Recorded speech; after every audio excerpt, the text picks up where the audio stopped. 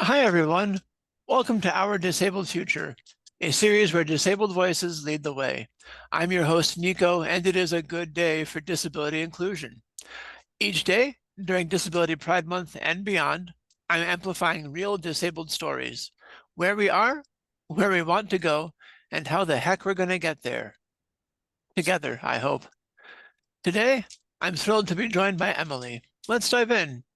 Hi, Emilie. Thank you for joining me. Hi, thank you so much for having me. Of course. Tell us about yourself and about your disabled life. So my name's Emily. I use she, her pronouns. For those listening in, I'm a white woman in her 30s with brown and pink hair.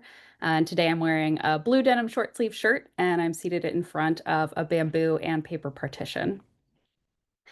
So I kind of came from a pretty privileged background. I'm very lucky in that. But I didn't actually get formal diagnoses until a bit later in life. I've had a number of intersecting conditions my entire life, and those are predominantly anxiety, depression, and PTSD.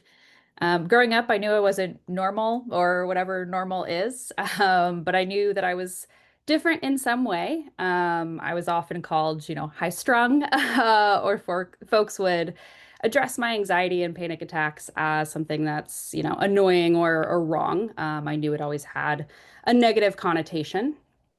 Um, because I didn't really get words for what was happening and I didn't get a diagnosis, that kind of limited my access to medical and therapy intervention and support, which obviously, as we know, can make things a lot more challenging dealing with disabilities that you don't have the language or support for. As a little kid, I just tried to control what felt uncontrollable and did anything I needed to do to not upset the people around me or to kind of be as normal as possible. But I was lucky. I was formally diagnosed with generalized anxiety disorder and panic attacks in college. And as I got into my mid and late 20s, a therapist identified major depressive disorder and included a diagnosis of CPTSD, which is chronic post-traumatic stress disorder. Very related, but kind of newer in terms of being studied and identified. Um, I always had insomnia and nightmares, but those just got wrapped up in, oh, you're a young, thin white woman. You should just try yoga, try breathing exercises, meditation, the classics, as I'm sure a lot of us have heard. But everything was kind of dismissed as anxiety and overthinking.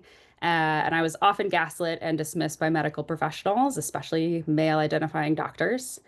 I also deal, I think, with similar to a lot of folks, with some physical illnesses that contribute to and exacerbate my mental illnesses and vice versa, namely migraines and endometriosis, which is not yet formally recognized as a disability, but fingers crossed we're going to start making some good moves there.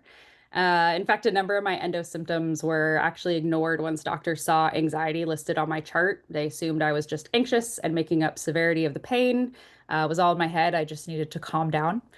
But now I'm very lucky. I have a fantastic therapist who I've been working with for 5 or so years. Also have a great psychiatrist who works with me to find the right medication balance.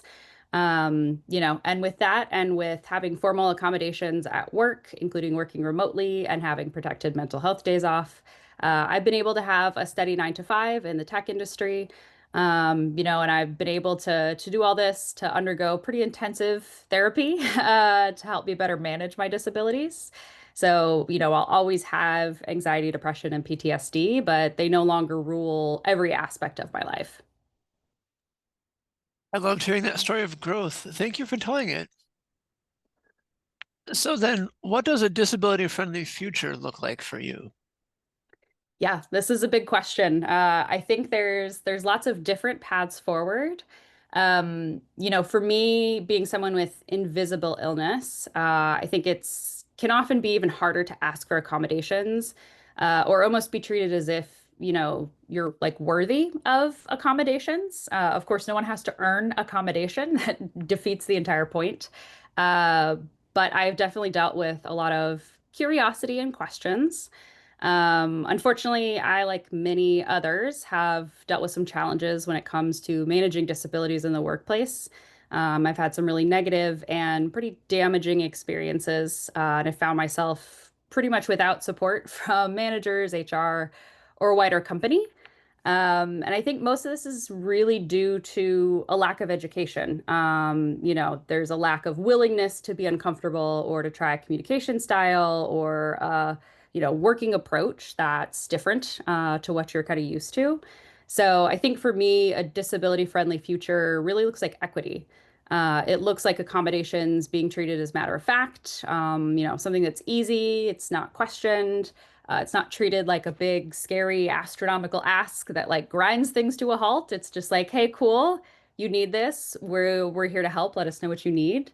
I think it's more inclusivity for invisible illnesses and more inclusivity when it comes to really understanding that disability impacts every, part of the population, every ethnicity, socioeconomic background, every gender, every group. Literally, disability is kind of the common unifier across all peoples.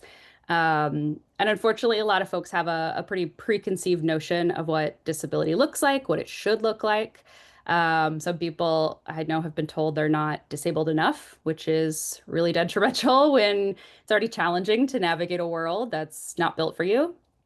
So I think ultimately a disability-friendly future looks like, in the workplace, managers having better training, HR having clear, non-negotiable practices for accommodation of all types, and of people not being afraid of retaliation or of losing a job for identifying a disability, for asking for those accommodations, which we know is illegal, but still happens, unfortunately, in a lot of places. Accommodations are designed to give disabled folks as much of an even playing field as possible. And I often try to describe it to people sort of with the spoon theory. So if a non-disabled person starts the day with 10 spoons, a disabled person might start the day with -5. So it's, not about like giving me an advantage. It's not about, me getting away with something or doing less work. It's literally about okay, how can I get as close to the same starting point as a non-disabled person every day? Thank you. In your answer, I hear a call for greater medical and societal knowledge of disability and an ease of entry for the accessibility and accommodation process. That Mhm. sounds fantastic. So then how do we build that future? How do we get there? What is our strategy? Yeah, that's the million-dollar question, right? Definitely it is the community question. It's certainly not something that, one person or one small group of people can do. It is going to take systemic change. Maybe it is just my background in education, but I do think education is a key component. And honestly, I think better legal support is a really good kind of first step, especially now with pretty rampant disinformation and clear dismissal of anyone who doesn't fit the specific mold of like good citizen, especially here in the United States. I think we need to focus on getting lawmakers who actually represent the quarter of the population who is disabled. It's not an insignificant number. I think it's about getting accommodations and disability law really set in stone so that employers and businesses and schools have to provide access to everyone. It's not a question. It's, again, not treated as a big scary thing that you have to do, but it's sort of baked in just to how we exist in society. But I think in that, education will be the harder ask. If you're not disabled, it's easy to not care about disabled people. It's the other. It's, that powerful psychological technique of grouping, of having an in-group, an out-group, and othering people. And just as we're all inherently racist and sexist and homophobic, we're inherently anti-disabled. We've been taught that non-disabled people are the norm, that disability is bad, and that disabled people don't deserve the same rights and protections as non-disabled folks. So a lot of it is unlearning, which is really hard and uncomfortable. But I think it's about educating ourselves, listening to people that are different than us, listening to people who you can't even comprehend what they've been through, but having that empathy is really key. So I think things like this fantastic series and all the phenomenal people who dedicate their entire lives to uplifting disabled voices and sharing our stories, they're so important. I think the fastest way to learn is to listen. And it's really hard for me to explain that when I say, in a situation I'm triggered, I mean genuinely in the diagnostic sense. My brain thinks I'm dying. It thinks that this conversation is life or death.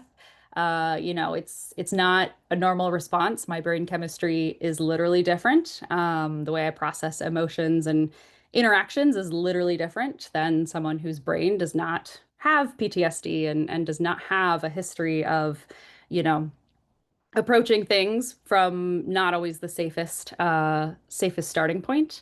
I think it doesn't always make sense to a non-disabled person, but the first step really is just to listen and to question and to try to unlearn what you've been taught is normal and to question maybe where that ideology comes from. That's really awesome. Thank you. I appreciate the level of detail in your answers. All right. As our time together draws to a close, I want to give you a chance that you and I, as disabled people, rarely get, and that is a chance to brag about yourself. You could promote something cool you've done recently or something you're still working on. If you want to be like an influencer, get big online, where can we find you? This is just free space for you to be your own cheerleader.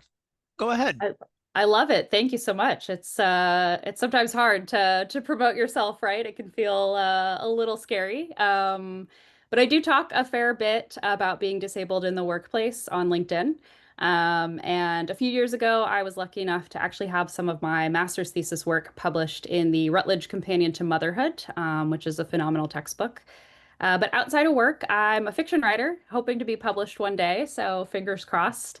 I do track my writing journey on Instagram. It's emily.lewis.author, and that's Emily spelled Emilie. It is the French spelling. I did just pass 100,000 words on my latest project, so picking up steam for the summer. I'm very excited. And I do have an adorable ESA named Mishka who every now and then makes some appearances on Instagram. So if nothing else, love having folks appreciate how cute my dog is. We'll definitely include links in the video description. Emily, thank you so much for your time. Thank you so much. It's been great chatting with you. Of course. All right, folks, tune in next time.